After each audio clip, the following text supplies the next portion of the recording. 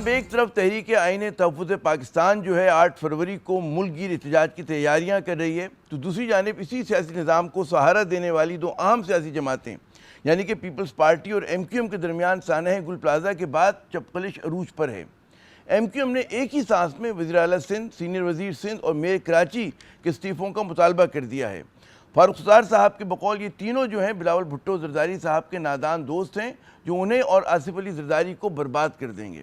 سانحہ گل پلازہ کے حوالے سے ایم کیو ایم کا مطالبہ ہے کہ جوڈیشل کمیشن کا قیام، لیکن سینئر صوبائی وزیر شرجیل میمن صاحب کا کہنا ہے کہ تحقیقاتی رپورٹ سے مطمئن نہ ہونے پر کمیشن بنایا جا سکتا ہے۔ سندھ اسمبلی میں تقریر کرتے ہوئے شرجیل میمن نے کہا کہ ایم کیو ایم کی خون کی ہولیاں کسی سے ڈھکی چھپی نہیں، اور جماعت نے کراچی کا جو حشر کیا وہ کوئی بھولا نہیں۔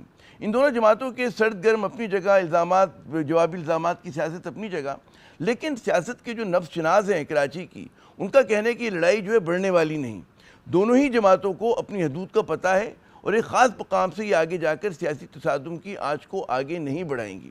شاید یہی وجہ ہے کہ جماعت اسلامی کے امیر حافظ نعیم الرحمن صاحب جو ہیں اسے نورہ کشتی قرار دیتے ہیں۔ پیپلز پارٹی اور ایم کیو ایم کے درمیان مسئلہ کیا ہے، بات کرنے کے لیے ہمارے ساتھ موجود ہیں ایم کیو ایم کے سینئر رہنما اور سندھ اسمبلی میں قائد حزب اختلاف محترم علی خورشیدی صاحب، اور پاکستان پیپلز پارٹی کی سینئر رہنما محترمہ شرمیلا فاروقی۔ شرمیلا صاحبہ، آپ سے گفتگو کا آغاز کرتے ہیں۔ ایک تو میں ذرا کراچی کے دکھوں پہ بعد میں آتا ہوں، ہمیں پتہ ہے آپ کا جو تعلق ایک روشن خیال گھرانے سے ہے۔ میں توجہ مبذول کراؤں گا، گزشتہ روز ایک سول سوسائٹی کا چھوٹا سا مظاہرہ ہونا تھا کراچی پریس کلب کے اوپر، اور تمام جو ہیں سڑکیں بند کر دی گئیں، اس لیے کہ غالباً ایمان مزاری صاحبہ کی حمایت میں تھا وہ مظاہرہ، ان کے شوہر کی حمایت میں تھا۔ تو یہ کیا ہو گیا پیپلز پارٹی کو، یہ چھوٹے موٹے مظاہرے جس میں 100، 150، 200 لوگ، اور آدھے لوگ یقیناً آپ کے جاننے والے ہوں گے اس میں؟ جی شکریہ عامر ضیاء صاحب۔ دیکھیے جی، پیپلز پارٹی ایک بہت ہی ٹالرنٹ جماعت ہے اور بڑی پریگمیٹک جماعت ہے۔ ہم سمجھتے ہیں کہ پرامن احتجاج کی اجازت ہونی چاہیے، اور پرامن احتجاج ایک فعال جمہوریت کے اندر ہر شہری کا حق ہے۔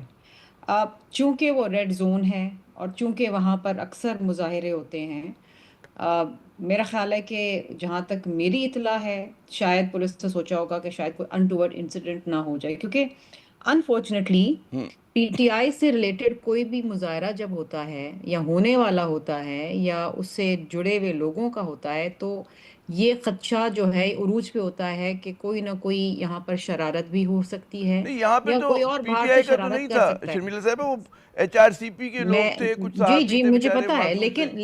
لیکن ایمان مزاری کا تعلق تو ان کی والدہ، کیونکہ وہ پی ٹی آئی کی رہنما ہیں، ان سے ہے نا۔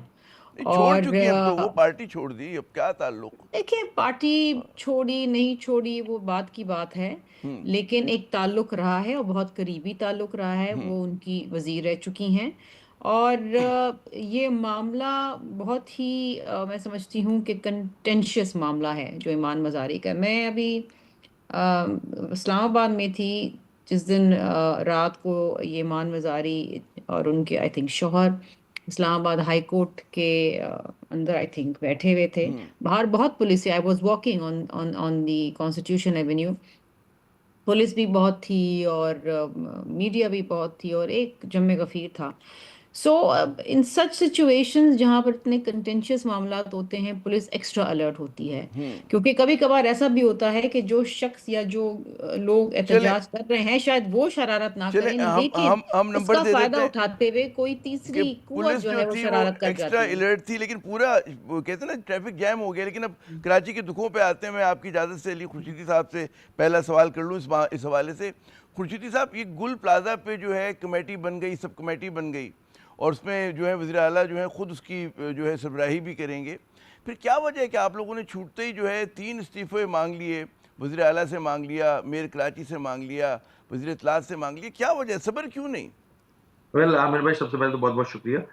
یقینی طور پہ گل پلازہ کا جو انسیڈنٹ ہوا ہے وہ قومی سانحہ ہے میرے نزدیک، اور اس پہ جو کرمنل نیگلیجنس ہے اور جو ایڈمنسٹریٹو فیلیئرز ہیں اس کو پروو کرنے کی ضرورت ہے، اور ہماری جانب سے right from the first day میں چونکہ اسمبلی کا اجلاس بھی چل رہا ہے، تو پہلے دن ہم نے واک آؤٹ کیا اس ایشو پہ، اور ہم نے کوشش کی تھی کہ بات کر لی جائے اسمبلی کے فلور پہ، تو اس وقت جو ہے وہ نہیں دی گئی تھی، ہمیں فلور نہیں دیا گیا تھا۔ دین نیکسٹ ڈے پھر 6 دن کا عرصہ گزر جاتا ہے, حکومت اناؤنس کرتی ہے کہ انکوائری کمیٹی. اچھا, وہ انکوائری کمیٹی بڑا ایک مزہ کا خیز ہے عامر بھائی, آپ کو بھی آئیڈیا ہوگا. وہ جو انکوائری کمیٹی کو ہیڈ کر رہے ہیں نا صاحب, وہ ہیں کمشنر کراچی. مطلب جس شخص کو انڈر انویسٹیگیشن ہونا چاہیے, انڈر ٹرائل ہونا چاہیے, اسے وہ خود انکوائری کمیٹی کا جو ہے وہ ہیڈ بنا دیا جاتا ہے. پھر آج کابینہ کا اجلاس ہوا, اس کابینہ کے اجلاس میں ایک اور کمیٹی بنا دی گئی جو کہ جو موجودہ کمیٹی انکوائری کمیٹی ہے اس کی رپورٹ کو دیکھے گی کہ کیا واقعتاً اس میں مزید انویسٹیگیشن کی ضرورت ہے. مطلب is this some kind of a joke? کیا یہ بنانا ریپبلک ہے؟ آپ ایک انڈیپینڈنٹ جوڈیشل انکوائری جو ہے جب تک نہیں کریں گے. اچھا, میرے پاس پاس ریکارڈ ہے نا سندھ گورنمنٹ کا. آر جے مال پہ انسیڈنٹ ہوتا ہے آج سے 2 سال پہلے, 11 امواتیں ہوتی ہیں, مال جل جاتا ہے. گورنمنٹ اس وقت بھی کہتی ہے جی ہم انکوائری کرائیں گے. اب میرا بسط احترام ہماری بہن ہے شرمیلا فاروقی, ان سے پوچھا جائے نا کہ وہ والی انکوائری ہوئی تھی اس میں کس کو ذمہ دار ٹھہرایا گیا تھا, ان کے پاس یقین جانے جواب نہیں ہوگا, کیونکہ پتہ بھی نہیں ہوگا کہ ہوا کیا تھا بھائی, اس میں کس کس کی غلطی تھی, کن وجوہات کی بنا پہ وہ وہاں آگ لگی تھی, کس کس ادارے کی غلطی تھی, کیا کیا محرکات تھے. اب گورنمنٹ یہ چاہتی ہے کہ جو 80 سے زائد اموات ہو چکی ہیں, جس میں پیاروں کو ان کے لاشیں کی باقیات اور جو چیزیں وہ نہیں مل رہی ہیں, اس کو بھی میں بڑا ایزی گو کر کے آگے بڑھاتے ہیں, لیٹس موو فارورڈ. اور ہم تو لیکن اس میں یہ ہے نا کہ اگر 1-2 جیسے میئر کہہ رہے ہیں کہ 1-2 روز میں آ جائے گی وہ رپورٹ, تو رپورٹ دیکھ لیں, ہو سکتا ہے کہ آپ کی تشفی ہو جائے.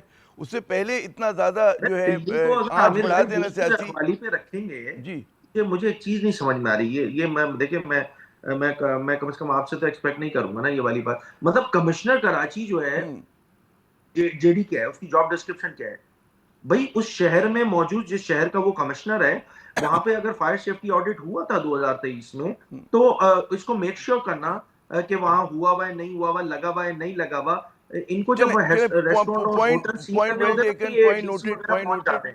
میں چاہوں گا شرمیلا صاحبہ سے پوچھتے ہیں. شرمیلا صاحبہ, ایک تو یہ جو غیر جانبدار انکوائری کا مطالبہ ہے, بے خیال کوئی اتنا مشکل مطالبہ تو نہیں ہے, اور واقعی جن کے خلاف جیسے یہ فرما رہے ہیں کہ جی ان کو انڈر انویسٹیگیشن ہونا چاہیے تھا لیکن وہ نہیں ہے, کیا ہو سکتا ہے کہ حزب اختلاف کی بھی تشفی ہو جائے اور جو ایک تقاضے ہیں انکوائری کے وہ بھی پورے ہو جائیں؟ کیا قباحت ہے؟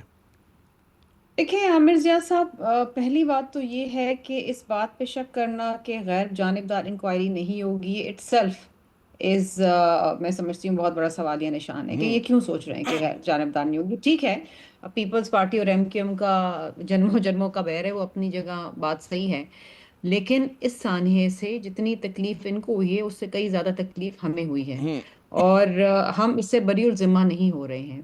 آئی ڈونٹ تھنک کہ کوئی بھی یہ چاہے گا کہ اس سے کوئی بری الذمہ ہو. لیکن اس کے ساتھ ساتھ میں آپ کو یہ بتاتی چلوں کہ شاید یہ پہلی اور آخری بلڈنگ نہیں ہے کراچی یا پورے پاکستان کے اندر جس میں فائر سیفٹی کوئی میجرز نہیں تھے, یا کوئی ہائیڈرنٹ نہیں تھا, یا کوئی فائر ایکسٹنگوشرز نہیں تھے. یہ ہر بلڈنگ کا حال ہے. میں جس بلڈنگ میں رہتی ہوں اسلام آباد میں, پارلیمنٹ لاجز میں, اس کا بھی حال بالکل ایسا ہی ہے. اور مجھے اس لیے معلوم ہے کیونکہ جب میں 4 دن پہلے وہاں نیچے واک کر رہی تھی تو میں نے جب دیکھا تو مجھے بھی کچھ ایسا نظر آیا, اور جب میں نے بات چیت کری تو یہ پھر ہم اسپیکر صاحب کی نوٹس میں بھی لے کر آئے, اور اس کے اوپر پھر کام بھی ہوا اور شاید کچھ بہتری آ جائے. سو اسلام آباد کیپٹل پارلیمنٹ لاجز, ان کا بھی کچھ ایسا ہی حال ہے انفارچونیٹلی, کہ وہاں پر کوئی فائر ایکسٹنگوشرز نہیں ہے, وہاں پر کوئی سیفٹی آڈٹ نہیں ہوا, وہاں پر کسی قسم کا کوئی اگر خدا نہ خواستہ کچھ ہو جاتا ہے the buildings will burn. سو یہ انفارچونیٹلی ایشوز ہیں. اس کا بھی ہم اس پہ سیاست کر سکتے تھے. نہیں, میں یہ کہنا چاہ رہی ہوں, دیکھیے میں یہ کہنا چاہ رہی ہوں کہ اس وقت آپ دیکھیے کہ پنجاب کے اندر جو وزیر اعلیٰ صاحبہ ہیں وہ اب اس انسیڈنٹ کے بعد, اور جسے کہتے ہیں نا ایک سلور لائننگ, ایک ٹریجڈی میں سے سلور لائننگ کیا ہوتی ہے کہ اس سے ہم ایک عبرتناک سبق لے کے باقی جگہوں پہ درستگی لے آئیں اور شاید قیمتی جانیں بچا لیں. سو یہ ہو رہا ہے کہ اب CM پنجاب کی جو ہیں وہ بھی آج بھی بیٹھ کے انہوں نے آئی تھنک فائر سیفٹی کے حوالے سے جو میجرز ہیں ان کی اسٹاک ٹیکنگ کی ہے, وچ از گڈ, ہونا چاہیے. بلکہ میں تو اب اپنے گھر میں یہ سوچ رہی تھی کہ ہمارے خدا نہ جس طرح گھروں میں بھی یہ ہو جاتا ہے, ہمارے اپنے گھر کے اندر, اس گھر میں آج ابھی اس وقت شو کر رہی ہوں, وہاں پر کوئی سیفٹی میجرز نہیں ہیں. عموماً گھروں پہ نہیں ہوتے, 99% گھروں پہ نہیں ہوتے, ہمیں وہ بھی رکھنا چاہیے. یقیناً آپ نے کہا کہ ویک اپ کال ہے, لیکن لیکن میں ایک بات آپ کو بتاؤں عامر ضیاء صاحب, کہ ٹھیک ہے یہ بہت بڑا سانحہ ہوا ہے، شاید یہ ایک پاکستان کی تاریخ میں ایک ایسا سانحہ رہ جائے گا جسے ہم سالوں سال یاد کریں گے. someone like me who lives in Karachi, who was grown up here، اور جو بچپن سے میں گل پلازا جا رہی ہوں، کوئی گھر نہیں ہوگا کراچی میں جس کے گھر میں گل پلازا سے سامان نہ آیا ہو. ہمارے لیے بھی بہت دکھ کی تکلیف کی بات ہے کہ وہاں اتنی قیمتی جانیں چلی گئیں، درست. اتنا اچھا مجھے ذرا آگے نقصان ہوا ہے کاروبار کا. جناب بٹ آئی فیل کہ آپ اس کو فیس ویلیو پہ اس لیے لیں کیونکہ آئی تھنک وزیر اعلیٰ صاحب means business, he really wants to make sure کہ جی یہ غیر جانبدار انکوائری ہو. اگر اف سی ایم صاحب مینز بزنس، تو یہ حکومتی رکن قومی اسمبلی ہیں ہماری بہن. مجھے بتائیں نا آر جے مال میں کیا ہوا تھا 2 سال پہلے، ان کو پتہ ہے کون سی انکوائری آئی تھی، اس کی رپورٹ کون سی پیش ہوئی تھی، کیا محرکات تھے، کیا وجوہات تھیں، اس کے بعد حکومت نے کیا کام کیا کہ ایسے واقعات کی روک تھام کے لیے کچھ اقدامات کر سکیں. ڈھاک کے 3 بات کچھ بھی نہیں. آج ہم ایک اور انسیڈنٹ بیٹھ کے ڈسکس کر رہے ہیں. دس is what my point is کہ گورنمنٹ اگر ان کی پرائیورٹی میں ہوتی یہ بات، گورنمنٹ تو چاہ رہی تھی، گورنمنٹ تو یہ ایکسپیکٹ کر رہی تھی. جو اتنا شدید غم و غصہ نظر آیا آپ کو حکومت کی جانب سے، وہ اس کی وجہ کیا ہے؟ اس کی وجہ یہ تھی they were thinking کہ جی منڈے والا دن ہے اور nothing will happen، اور اب تو گزر گئے 10 دن 10 یوم، ہم نے انکوائری کمیٹی بھی تشکیل دے دی ہے اور پھر ہم اس کو آگے پروسیڈ کر دیتے ہیں، اسی طرح موو فارورڈ کر جاتے ہیں. نہیں جناب، ایسا نہیں چلے گا. چلیں یہ تو ایک بات ہوگی. اب دوسرا جو ہوگا نا، کہیں نہ کہیں تو بند باندھنا ہوگا. میں اس کو، مجھے آج سینئر وزیر صاحب کی میں نے بات سن رہا تھا، سندھ کے سینئر وزیر ہیں وہ، میں نے پھر اس کا فلور پہ جواب دیا ان کو. وہ کہہ رہے ہیں جی یہ مردہ سیاست جو ہے وہ جگانے کے پتہ نہیں کیا اس طرح کے الفاظ استعمال کیے انہوں نے. یار مردوں پہ سیاست کر رہا کون ہے باس؟ اچھا میں تو کہہ رہا ہوں، آپ کو اگر لگتا ہے کہ ہم اس کو پولیٹیسائز کر رہے ہیں، تو ہمارے اس پولیٹیسائز کرنے کو ختم کرنے کے لیے بڑا آسان سا ٹول ہے نا گورنمنٹ کے پاس، ایک انڈیپینڈنٹ جوڈیشل انکوائری. وہ کروا دیں، ایم کیو ایم چپ ہو جائے گی جناب. پھر نہ 148 والی بات آئے گی، نہ 149 والی بات آئے گی، نہ آپ کو وہ گورنر راج والی بات آئے گی. جو باتیں آپ کو بری لگتی ہیں نہیں آئیں گی. پھر وہ بہت آسان سا، میں تو مشورہ دے رہا ہوں گورنمنٹ کو، میں نے آج فلور پہ یہ بات کہی ہے. پھر آپ کو ایسی شرارتیں بھی نہیں کرنی پڑیں گی کہ جی اس کی سیکیورٹی لے لو، اس کو تھوڑا ڈرا دیتے ہیں. میں یہ سمجھوں کہ یہ جو اس طرح کی باتیں آتی ہیں آپ کی طرف سے، آپ کی یعنی کہ آپ کی جماعت کی طرف سے کہ جی گورنر راج کی بات آپ لوگ کبھی کرتے ہیں، کبھی کہتے ہیں وفاق کے حوالے کرتے ہیں، وہ سنجیدہ نہیں ہوتے معاملات. وہ آپ لوگ صرف اس کے لیے کہتے ہیں کہ جی دباؤ میں آ کر کراچی کے معاملات کو ٹھیک کر لیا جائے. وہ کوئی پارٹی پالیسی یا کوئی باقاعدہ چارٹر آف ڈیمانڈ نہیں ہے آپ لوگوں کا. ویل دیکھیں، دا اکنامسٹ کی رپورٹ تھی، ایک سروے تھا، اس کی رپورٹ تھی، اکنامک انٹیلیجنس رپورٹ کی، جی 2023 انہوں نے پیش کی، انہوں نے 24 میں بھی پیش کی. یہ شہر پہلے دنیا کے 4 بدترین رہنے والے شہروں میں شمار ہونے لگا تھا. پچھلے سال کی رپورٹ کے مطابق 3را بدترین رہنے والا شہر ہے.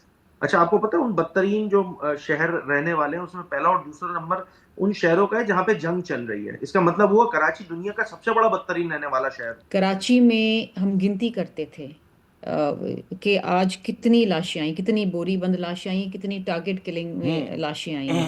لیکن کراچی کے ساتھ جو کچھ ہوا میں آپ کو بیان نہیں کر سکتی نا. آپ درست کہہ رہی ہیں، بالکل ازبر ہے ہمیں. کراچی میں بڑا قتل و غارت گری ہوئی، اس میں ساری جماعتیں ملوث تھیں.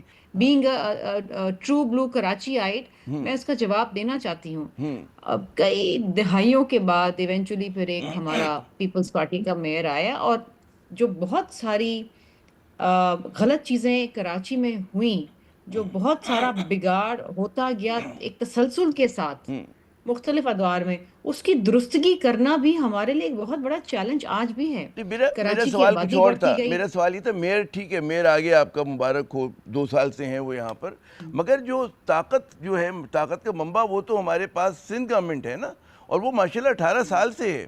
تو اگر وہ چاہتے، جیسے پنجاب میں ہم دیکھتے ہیں کہ وہاں پر بھی بلدیاتی نظام بہت کمزور ہے، لیکن ٹھیک ہے لاہور میں جو کرنا ہوتا ہے کرتے ہیں وہ لوگ، ترقی دیتے ہیں. پنڈی کو آپ دیکھ لیں، اسلام آباد کو دیکھ لیں، وہ تو خیر پنجاب میں نہیں ہے، لیکن ہو رہا ہوتا ہے کام. یہاں پہ کیوں نہیں ہو سکتا؟ یہ لوگ سوال کر رہے ہیں. پنجاب میں تو بلدیاتی نظام ہے ہی نہیں. میں وہی تو کہہ رہا ہوں کہ صوبائی حکومت کرتی ہے. اور اگر یہ سندھ کا بلدیاتی نظام کی بھی تاریخ میں آپ کو بتا دوں کہ جب سندھ میں بلدیاتی نظام، جب ہم قانون لا رہے تھے تو اس وقت ایم کیو ایم نے سے ہائی کورٹ میں چیلنج کر لیا، سپریم کورٹ میں چیلنج کیا، correct me if I am wrong. اور اس کے بعد پھر آرٹیکل 140A کو سپریم کورٹ نے انٹرپریٹ کیا، اور اس انٹرپریٹیشن کے نتیجے میں پھر اس قانون میں امینڈمنٹس آئیں اور پھر یہ سینٹ اسمبلی نے پاس چلیں کیا اور اس کے علی، نتیجے میں کیونکہ وقت الیکشنز کا ہوئے۔ میں سو چاہوں گا اگر کہ یہ چاہتے ہیں اس کو ذرا سا سمیٹ لیتے ہیں کہ ہم یہ نظام ختم کر کے مشرف ایرا کے نظام پہ چلے جائیں تو وہ ممکن نہیں چلیں ہے۔ اس پہ ایک الگ بحث کرتے اور ہیں کہ مشرف ایرا کا نظام میں کیا تھا۔ دیکھیے کراچی میں ضیاء صاحب میں آپ کو بتاؤں، گل پلازا ایک بہت بڑا سانحہ ہے، اس سے یقیناً سبق سیکھنا چاہیے۔ مجھے اجازت دیں شرمیلا لیکن صاحبہ، کراچی میں 12 مئی جو قتل و غارت ہوئی ہے کھلے عام بندوق کی نوک پہ، چلیں میں چاہوں گا کیونکہ مجھے ریپ اپ کرنا ہے۔ علی خورشیدی صاحب، اوور ٹو یو، آپ بتائیے کہ کیا کہتے ہیں اس معاملے کے اوپر؟ یہ جو الزامات ہیں، ٹھیک ہے کہ ایم کیو ایم کا جو بھی ایک ماضی ہے وہ بھی ہمارے سامنے ہے، تو کیا کہیں گے جو بھی شرمیلا صاحبہ نے پورا ایک اپنا ایک نیریٹو اس نے تو بڑا اوور سمپلیفائی کر دیا میری بہن نے یہ ساری چیزیں جی۔ اس میں سے ان کی جماعت کا جو کرتا دھرتا رہا ہے، چیزیں رہی ہیں، لیاری گینگ اور بول گئی، بہرحال میں اس ڈیبیٹ میں نہیں جانا چاہتا۔ سب کو سب کچھ پتا ہے، وہ بھی کراچی والی ہیں، میں بھی کراچی والا ہوں، عامر بھائی آپ بھی کراچی والے ہیں۔ ایوری ون نوز کہ پیپلز پارٹی کا کراچی شہر کو لے کر کیا رہا ہے، کیا ہسٹری رہی ہے۔ That is one of the reason, that is the only reason کہ جس کی وجہ سے لیجیٹمیٹ طریقے سے تو پیپلز پارٹی کا میئر کبھی نہیں آ سکتا تھا۔ ہاں وہ ان کو ایک آکسیجن مل گئی تھی، ابھی ہمارا بوائکاٹ بھی تھا، دیگر چیزیں بھی تھیں، تو ان کا میئر آ گیا۔ بہرحال میں اس ڈیبیٹ میں نہیں جانا چاہتا۔ میں دوبارہ اپنے کور ٹاپک پہ آتا ہوں جس کا جواب ابھی تک میری بہن نہیں دے سکی، کہ بھائی اگر سندھ گورنمنٹ کی انکوائری اتنی زیادہ افیکٹو ہوتی، چیزیں اچھی ہوتی، تو آر جے مال کی انکوائری کدھر ہے بھائی؟ بڑا سادہ سا سوال ہے، بیکا کراچی ایکٹ، بڑی سندھ حکومت وہ ڈوور ہیں، وہ چیزیں ہیں۔ میں میری جماعت گل پلازا پہ بنائی گئی انکوائری کمیٹی کو کیٹیگوریکلی ریجیکٹ کرتی ہے، عدم اعتماد ہے ہمارا۔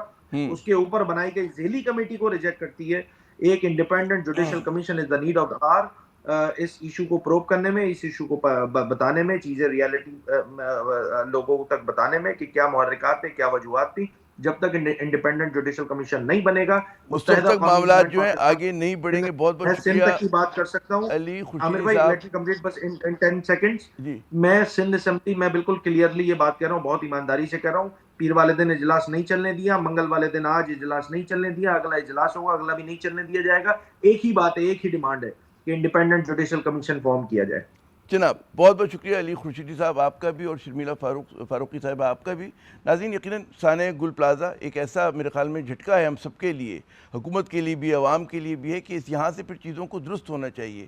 لیکن ایک بات جو ہے، مطلب آپ نے دیکھا ہوگا کہ دونوں سیاسی جماعتوں کے جو نمائندے تھے ایک دوسرے کے اوپر جو ہے وہ الزام تراشی کر رہے تھے، اور ظاہر ہے کہ سیاست میں یہی ہوتا ہے۔ لیکن اگر وہ بات کریں آپ ایمانداری کی، تو شہر کے ساتھ زیادتی جو ہے تمامی بڑی سیاسی جماعتوں نے کی ہے، اور اس میں یقیناً پیپلز پارٹی پہ بھی تنقید بنتی ہے۔ متحدہ قومی موومنٹ پاکستان کا بھی کوئی ماضی ایسا تابناک نہیں ہے کہ اس نے اس شہر کے اندر جو ہے مطلب دودھ و شہد کی نہریں بہا دی ہوں۔ تو سب کو جو ہے خود احتسابی کی ضرورت بھی ہے اور خود تنقیدی کی بھی۔ یہاں پہ ایک مختصر وقفہ لیتے ہیں، ہمارے ساتھ رہیے گا۔ پاکستان کے آئلی قوانین جو ہیں پھر خبروں میں ہیں۔ 18 سال سے کم عمر بچوں کی شادی کو جو ہے گزشتہ برس خلاف قانون قرار دیا گیا تھا۔ اس قانون کے تحت 18 سال سے کم عمر بچوں کی شادی کروانے پر والدین، سرپرست اور نکاح خواں کے لیے 7 سال تک کی سزا مقرر کی گئی۔ لیکن پاکستان میں علماء کا ایک حلقہ ہے جو اس قانون کو ماننے کے لیے تیار نہیں۔ پارلیمنٹ میں جمعیت علماء اسلام اس قانون کی مخالفت میں پیش ہے۔ جمعیت کے سربراہ مولانا فضل الرحمان صاحب حال ہی میں قومی اسمبلی کے فلور پر 10 سال کی عمر تک کے بچوں کی شادیاں کروانے کا اعلان کرتے نظر آئے۔ ان کا کہنا تھا کہ وہ آئلی قوانین میں ترمیم کو نہیں مانتے اور سرے عام خود بیٹھ کر 18 سال سے کم عمر بچوں کی شادی کروائیں گے۔ جس طرح کے آئلی قوانین میں آپ نے ترمیم کی ہے، میں اعلان کرتا ہوں کہ میں سر عام اس کی خلاف ورزی کروں گا، اور 15 سال اور 16 سال اور 12 سال اور 10 سال کے جوانوں کی شادیاں کراؤں گا اور ان میں خود بیٹھوں گا۔ آپ بتائیں گے کہ پھر آپ کس طرح میرا مقابلہ کرتے ہیں۔ میں آپ کے قانون کو چیلنج کرتا ہوں، میں آپ کی قانون سازی کو چیلنج کرتا ہوں، میں آپ کی ذہنیت کو چیلنج کرتا ہوں۔ 21ویں صدی میں بھی پاکستان میں وہ معاملات کیوں وجہ اختلاف بنے ہوئے ہیں جنہیں دہائیوں پہلے جو ہے حل ہو جانا چاہیے تھا۔ کم عمری کی شادی بچیوں پر ظلم ہے۔ ہمارے معاشرے میں جہالت، غربت اور مجبوری کی وجہ سے بعض اوقات والدین اپنی نوعمر بچیوں کی شادی جو ہے ان سے کہیں بڑی عمر کے افراد حتیٰ کہ بوڑھوں تک سے کروانے پر مجبور ہو جاتے ہیں۔ نوعمری کی شادی کی جہاں کہتے ہیں نا بچوں سے ان کا بچپن چھین لیتا ہے، تو وہیں وہ بچیوں کے لیے جان کا خطرہ بھی ہے۔ یہ میں نہیں کہہ رہا، ڈاکٹرز کہتے ہیں۔ اس مسئلے پہ جمعیت علماء اسلام اتنی حساس کیوں ہیں؟ سمجھنے کی کوشش کرتے ہیں. ہمارے ساتھ موجود ہیں سینیٹر کامران مرتضیٰ صاحب, سینئر رہنما JUI. آسان سوال سے شروع کرتے ہیں کہ مولانا جو ہیں فضل الرحمان صاحب, بچوں کی شادی کرانے پہ اتنے مصر کیوں ہیں؟ وہ کیوں آئلی قوانین میں جو ترامیم ہیں ان کو ماننے کے لیے تیار نہیں جناب؟ اس میں آپ بچوں کی شادی جب کہتے ہیں تو یہ بڑا جو ہے ایک سوال جو ہے نا پیدا کر دیتے ہیں. بات شادی کا معاملہ بچے یا بچی سے نہیں ہوتا. فرض کریے میری ایج جو ہے نا اس وقت 67 ایئرز ہے, مگر میری ماں کے لیے تو میں ابھی بھی ان کا بچہ ہوں. تو یہ شادی کا معاملہ جو ہے یہ عمر کے ساتھ منسلک نہیں ہے, بلکہ بلوغت کے ساتھ ہے, اور بلوغت کے ساتھ صلاحیت کے ساتھ ہے جو اس سے متعلق ہے. اگر کسی میں بلوغت آ جائے اور صلاحیت موجود ہو تو آپ کہتے ہیں کہ بائی لیجسلیشن جو ہے نا اس کو شادی نہیں کرنی چاہیے. اس دوران وہ جو مرضی کرے اور کوئی اور طریقہ جو بھی اس کا استعمال کرنا ہو وہ کرتا رہے, اور وہ آپ کے لیے مناسب ہوگا, بجائے اس کے کہ آپ اس کی جو ہے نا ایک جائز رستے پہ اس کو ڈال دیں. آپ نے کبھی, یا ان لوگوں نے جنہوں نے یہ لیجسلیشن متعارف کروائی ہے, جنہوں نے یہ قانون متعارف کروایا ہے, کبھی انہوں نے غور کیا کہ مغرب جہاں سے آپ نے یہ مستعار لیا ہے یہ معاملہ, وہاں بچیوں کی ورجینٹی ختم ہونے کی ایج کیا ہے؟ ذرا اس کے اوپر گوگل کر لیجئے گا, اس کے بعد آپ کو سوال کا جواب بھی مل جائے گا. اور اگر آپ چاہتے ہیں کہ ان بچیوں کی, ہماری اپنی بیٹیاں ہیں, وہ ہماری اپنی بچیاں اور بہنیں ہیں, ان کی ورجینٹی بھی جو ہے اسی عمر میں ختم ہو جایا کرے جس عمر میں امریکہ میں اور دوسرے جو مغربی ممالک ہیں جہاں پہ یہ سارا کچھ جو نا آپ نے لاگو کیا ہوا ہے, جب بائی لیجسلیشن روکا ہوا ہے. تو پھر جو ہے نا وہ مجھے میں کیا کہہ سکتا ہوں کہ اس بات پہ میں اعتراض کروں یا نہ کروں کہ جو لوگ اس کی حمایت کریں, اس کو ذرا تھوڑا سا ریسرچ کروائیے گا, پھر اس کے اوپر ڈیبیٹ کرتے ہیں. اور دوسرا سوال جو آپ کے ذہن میں ہے, یہ ایک لیجسلیشن ہو گئی اور مولانا نے کہا کہ جی میں اس کی خلاف ورزی کروں گا, تو یہ مجھے صرف یہ بتا دیجئے کہ جب قوانین دو طرح کے موجود ہوں, ایک مدر آف لیجسلیشن موجود ہو یعنی کانسٹیٹیوشن موجود ہو, مدر بک موجود ہو, اور دوسرا جو ہے نا سب آرڈینیٹ لیجسلیشن موجود ہو, تو پھر مولانا کو یا مولانا کے فالوورز کو یا باقی پاکستانیوں کو کس قانون کو فالو کرنا چاہیے؟ دستور کو فالو کرنا چاہیے یا کسی سب آرڈینیٹ لیجسلیشن کو جو فرمائشی پروگرام ہو؟ آرٹیکل 227 دیکھ لیجئے. جو اس میں کئی باتیں آپ نے کہا, ایک تو کہ بلوغت کی عمر وہ ٹھیک ہے کہ 13 سال بھی ہو سکتی ہے, 15 سال بھی ہو سکتی ہے, لیکن ریاست جو ہے وہ مطلب ہے ایک فیصلہ کر سکتی ہے کہ جی اس, جیسے ہم کہتے ہیں کہ جی ووٹنگ رائٹ 18 سال کی عمر میں ملتا ہے, اب بعض لوگوں کی خواہش ہے کہ بڑھا کر 25 سال کر دی جائے, 30 سال کر دی جائے, فرض کریں. تو یہ ریاست نے فیصلہ کیا جی 18 سال سے کم عمر بچوں کو لائسنس نہیں دیں گے ڈرائیونگ کا. تو اور ہم نے دیکھا یہ جو آپ بات کریں کہ مغرب کی آپ نے مثال دی, یقیناً ایک مثال ہے, وہاں کا ایک الگ وہ ہے, سوسائٹی ہے. ہمارے یہاں جو پڑھے لکھے گھرانے اس میں بچیوں کی شادی دیر سے ہوتی ہے لیکن کوئی مسئلہ نہیں ہوتا. مطلب ہے زیادہ تر جو میں کہوں گا 90%, 95% جو ہے وہی پاکیزگی رہتی ہے, وہی معصومیت رہتی ہے. جی JUI کمپیل تو نہیں کر رہی کہ آپ ضرور اپنی بچی کی شادی جو ہے نا فلاں عمر میں کر دیجیے. صرف ہم یہ کہہ رہے ہیں کہ اس معاملے کا تعلق جو ہے یہ بلوغت کے ساتھ ہے, اور یہ حساس معاملہ ہے, مذہب سے ریلیٹڈ ہے. اس پہ آپ لیجسلیشن کر کے روک نہ لگائیے, معاشرے میں وہ فساد نہ پیدا کریے جو کہ فساد مغرب نے اپنے ہاں پیدا کر لیا ہوا ہے. آپ ڈرائیونگ کا لائسنس جو ہے نا آپ نے کہا کہ 18 سال کی عمر میں دیتے ہیں, بچے اس سے پہلے گاڑی نہیں چلا رہے ہوتے, تو آپ چاہتے ہیں کہ بچے یہ والی گاڑی بھی جو ہے نا اس سے پہلے چلایا کریں. واہ, لیکن جب چلاتے ہیں تو آپ دیکھیں نا پھر وہ کیا مطلب تیز رفتاری کرتے ہیں, خلاف قانون بات ہے. پھر آپ کیا کر لیتے ہیں؟ وہ جو اس کے لیے جو لیجسلیشن تھی, جو اس کے لیے جو قانون پاس ہے, وہ مشرف کے دور میں آپ نے نرم ترین بنا دیا. اس میں کمپلینٹ فائل کر دی, اس میں یہ کہہ دیا کہ 4 لوگ اس کو دیکھیں گے وہ سارا کام کرتے ہوئے, تو اس کے بعد جو ہے نا وہ جا کے کمپلینٹ فائل ہوگی, اس کی FIR بھی درج نہیں ہوگی. قانون دوسرے معاملے میں آپ نے اتنا آزاد کر دیا, اور اس معاملے میں جو ہے نا آپ نے سخت کر دیا. وہ تو اسلام بھی کہتا ہے کہ 4 گواہ چاہیے اس معاملے کے لیے. مطلب کوئی مطلب ہے قتل کے لیے دو آپ کو چاہیے, گواہ چاہیے ہوتے ہیں, زنا ثابت کرنے کے لیے 4 چاہیے ہوتی, تو بالکل ہے. اس میں پہلے FIR ہوا کرتی تھی, اب آپ کمپلینٹ فائل کریں گے سیشن جج کے پاس, یہ واقعہ ہوا, اور اس گاؤں سے وہ نکلیں گے, میلوں کا سفر کریں گے 4 گواہوں کے ساتھ, اور اس کے بعد جا کے کسی ایک پہ جو ہے نا وہ کمپلین فائل کریں گے, وکیل. اب بعض لوگ اسی تشریح یوں کرتے ہیں, بحث کو کہیں اور لے کے جا رہے ہیں کہ اسلام نے خود اس معاملے پہ پردہ کر دیا تھا کہ ظاہر ہے کہ اگر 4 گواہ کی اگر آپ کو ضرورت پڑ رہی ہے وہ تو مطلب پھر مطلب اسی طرح دیکھ رہے ہوں گے, کھلے میں اگر کچھ ہو رہا ہو تو نظر آئے گا, ورنہ تو اسلام نے اس کی اجازت تو نہیں دی, اجازت نہیں دی, اس طرح کا پردہ ڈالا ہوا ہے. اس نے کہا کہ جی بڑا مکروہ فعل ہے, اس کی سزا بہت شدید ہے, لیکن اس کے ساتھ ساتھ اس میں ایک چیز کو اتنا وہ کیا گیا ہے کہ قتل سے زیادہ. جی دو چیزوں کو آپ پیرالل لے لیجئے. ایک نیڈ پیدا ہوتی ہے, نکاح کیوں کرتے ہیں؟ نکاح اسی نیڈ کو, ایک تو نسل بڑھانا ہے نا, اور اس نیڈ کو بھی جو ہے نا وہ سیٹسفائی کرنا ہے, اس کی جو ہے نا اس حاجت کو بھی پورا کرنا ہے. تو جب وہ حاجت پورا کرنے کے لیے آپ ایسا رستہ بند کر دیں گے جس کے لیے جو ہے وہ آپ کو قانون نے اجازت دی ہے, اور اگر اس کے پاس وسائل ہیں تب بھی اس پہ بند کر دیں گے, اگر اس کی صحت ہے تب بھی اس کے لیے بند کر دیں گے, پھر اس کے بعد وہ کیا کرے گا؟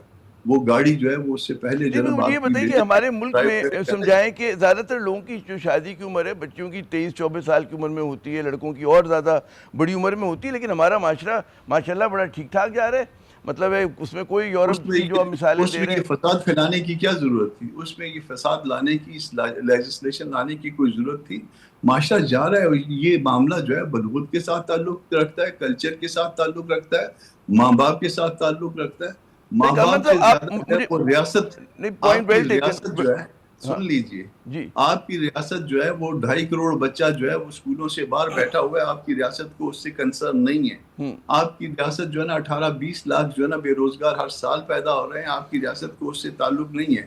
آپ کی ریاست کو اس بات سے تعلق ہے کہ بچوں کی شادیاں اس ایج تک نہ ہو.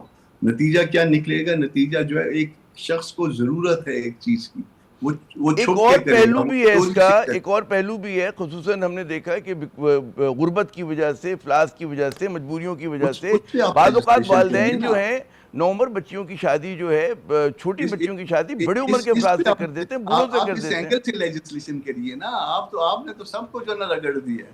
آپ ان بچیوں کے لیے جو جن کے ماں باپ یہ ظلم کرتے ہیں ان کے لیے لیجسلیشن لے کے آئیے, نہ کہ اس طرح کی لیجسلیشن کریے جو کہ تمام پورے معاشرے پہ لاگو ہو جائے. ایک شخص نے, آپ میرے بچے ہیں, میرا بیٹا بھی ہے, میرا بیٹی بھی ہے, اور کیا آپ ان سے زیادہ ہمدردی رکھتے ہیں میرے بیٹے سے یا میری بیٹی سے؟ کیا جو ریاست جو ہے میرے بیٹے اور بیٹی سے زیادہ ہمدردی رکھتی ہے میری نسبت؟ اب فرض کر لیجئے کہ میں وہ ظالم ماں باپ میں آتا ہوں جس کا آپ ذکر کر رہے ہیں. مجبور میں کہہ رہا ہوں, ظالم نہ کہیں, آپ بعض اوقات مجبور ہوتے ہیں. وہ بہت ظالم ہے, چلے جاہل ہے, میں ان جاہل ماں باپ کا ایک حصہ ہوں. تو کیا ریاست اس سے زیادہ جہالت کی کو نہیں پھیلا رہی کہ جس کے یہاں 2.5 کروڑ بچہ جو ہے وہ اسکولوں سے باہر ہے؟ تو لیکن آپ کے خیال میں کہ ایبیوز کا جو ایک ہے کہ اگر آپ الاؤ کر دیتے, قانونی کر دیتے کہ جی 18 سال سے 9 عمر بچوں کی شادی ہوگی, تو ایبیوز کے لیے کوآپریٹ کریں گے. جی آپ جہاں پہ ایبیوز ہے, جہاں پہ ان بچیوں پہ ظلم کر کے, ان کی زیادتی کر کے, یا ان کی فزیک اس قابل نہیں ہے, اس طرح کی لیجسلیشن لائیے.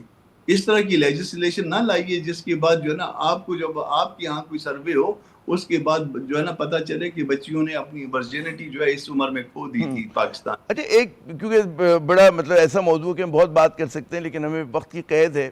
یہ کہا جاتا ہے کہ جی میڈیکل جو ڈاکٹرز ہیں ایڈوائز یہ کرتے ہیں 9 عمری کی شادی کے نقصانات ہوتے ہیں, خصوصاً بچیوں پہ بہت زیادہ ہوتے ہیں, وہ کمزور ہوتی ہیں, ناتواں ہوتی ہیں. تو اس کے بہت سارے مطلب وجوہات ہیں کہ تعلیم مکمل ہونی چاہیے, اپنے پیروں پہ لڑکوں کو کھڑا ہونا چاہیے, اسی طرح بچیاں جو ہیں وہ صحت مند ہوں تب وہ شادی کریں. تو یہ تمام چیزیں جو ہیں, تو اس کو جب جس طرح سے مطلب ہے کہ پارلیمنٹ میں چیلنج کیا جا رہا ہے اس سے پیغام تو کچھ اور پہنچ رہا ہے. جی آپ نے پوری پارلیمنٹ کی کاروائی نہیں دیکھی. اس میں جو امینڈمنٹس موو کی تھی اس میں جے یو آئی کی امینڈمنٹ یہ تھی کہ اس کو میڈیکل سرٹیفکیٹ کے ساتھ اٹیچ کر دیا جائے. وہ کسی نے پڑھی بھی نہیں, کسی نے اتنی پین ہی نہیں دی کہ اس کو بھی دیکھ لیا جائے.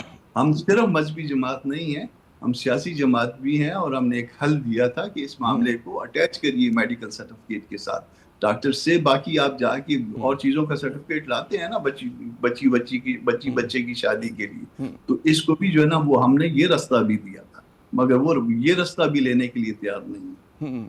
تو مولانا کیا اپنی جو انہوں نے دھمکی دی ہے پارلیمنٹ میں اس کو عملی جامہ پہنائیں گے؟ کوئی ارادہ ہے ان کا واقعی؟ ہاں اس میں ذرا آپ ذرا تھوڑا سا سوچئے کہ دو قوانین ہیں. ایک تمام قوانین کی ماں ہے یعنی دستور ہے, جی اور ایک جو ہے وہ سب آرڈینیٹ لیجسلیشن ہے جو کہ صرف آپ نے ابھی اس وقت اسلام آباد میں لائے. تو کیا ہم دستور کی پابندی کریں یا جو ہے وہ کسی سب آرڈینیٹ لیجسلیشن کی؟ آرٹیکل 227 کیا کہتا ہے؟ مولانا نے کیا اس آرٹیکل 227 کا حلف لیا ہوا ہے؟ دستور کا جب پورا حلف اٹھایا تھا تو اس میں 227 بھی تھا. تو 227 کا جب اس نے مولانا نے حلف اٹھایا ہوا ہے تو مولانا پہ 227 کی آپ ایک دفعہ مذہب کو 1 منٹ کے لیے ایک طرف رکھ دیجیے. کیا اس وقت اس کے اوپر 227 کی پابندی لازم ہے یا آپ کی یہ لیجسلیشن تو آئین بھائی جو بھی قانون سازی ہوتی ہے آئین کے تحت ہی ہوتی ہے نا. تو اگر قانون سازی ہو گئی تو آئین تو یہ نہیں کہتا کہ اس کو آپ خلاف ورزی کریں اس کی. نہ آرٹیکل 227 دیکھیے اور آپ پابند ہیں کہ اس کو جو ہے نا وہ جو بھی لیجسلیشن کرے وہ اس قانون اور سنت کے مطابق کریں. اور قانون اور سنت جو ہے نا وہ آپ کہاں سے لیں گے؟ آپ کے پاس ایک ادارہ ہے دستوری اسلامی نظریاتی کونسل. مولانا نے کہا کہ اس کو اسلامی نظریاتی کونسل بھجوا دیجیے. آپ اس پہ تیار ہوئے؟ اسلامی نظریاتی کونسل کا جو ہے آپ کو رائے کا پتہ ہے, وہ آپ کا دستوری ادارہ ہے, اس میں تمام فقہ کے لوگ موجود ہیں. تو اگر 1 منٹ کے لیے اس کو بھی ایک طرف رکھ لیجیے. اگر کسی کا میڈیکل پرابلم ہے تو وہ ڈاکٹر کے پاس جائے گا نا, اور پھر اس میں جس کی اس میں اسپیشلائزیشن ہے اس کے پاس جائے گا. کسی کوئی انجینئرنگ کا پرابلم ہے تو آپ انجینئر کے پاس جائیں گے. کسی کا وکیل سے متعلق پرابلم ہے لیجسلیشن کے لیے ظاہر ہے کہ آپ پارلیمنٹ میں جائیں گے, پارلیمنٹ میں جائیں گے کیونکہ ہمارے جی قرآن و سنت کا معاملہ ہے. اس میں جو ہے نا وہ ہم نے علماء سے رائے نہیں لینی ہے, بلکہ وہ ان جو موم بتی والی جو خواتین ہیں ان کی رائے جو ہے وہ اس سے زیادہ جو ہے نا وہ فائق ہے. اور وہ جو ہے چلیں آپ کا پوائنٹ ویل ٹیکن. میرے خیال میں انکنکلوسیو رہی ہے یہ بحث. مزید کریں گے اس کے اوپر, پروگرام بھی کریں گے کیونکہ بڑا ایک ہماری سماج کے لیے بہت ہی اہم موضوع ہے. بہت بہت شکریہ کامران صاحب, آپ نے اپنا قیمتی وقت دیا. ناظرین اپنی خود ہی آپ لوگ اس کے بارے میں بھی فیصلہ کیجئے گا کہ یہ جو ایک JUI کا جو ایک اپنا موقف ہے وہ کیا کہتا ہے, اور اس کے مقابلے میں جو دوسرا موقف ہے جو کہتا ہے کہ جی نہیں, بچوں کو جو ہے آپ مطلب ان کو اپنے پیروں پہ کھڑا ہونے دیں, وہ 18 سال سے بڑی عمر کے ہو جائیں, اس کے بعد جو ہے ان کے بارے میں کوئی ایسا فیصلہ کیا جائے. یہاں پہ ایک مختصر وقفہ لیتے ہیں, ہمارے ساتھ رہیے گا. غورطلب بات یہ ہے کہ پاکستان میں کسی بھی معاملے پر جو ہے کلوجر نہیں مل رہا ہے. اب یہ آئلی قوانین کا مسئلہ دیکھ لیں کہ جی بچوں کی شادی کس عمر میں ہونی چاہیے. 18 سال سے کم عمر بچوں کی شادی دنیا بھر میں جو ہے اس پہ پابندی ہے, لیکن پاکستان میں آپ دیکھیں کہ اس پہ ایک بہت مضبوط اختلافی نوٹ ہے, اور اس اختلافی نوٹ کو جو حکومت کیسے دور کرتی ہے یہ ایک بہت بڑا سوال ہے. اسی کے ساتھ عامر ضیاء کو اگلے پروگرام تک کی اجازت. خدا حافظ.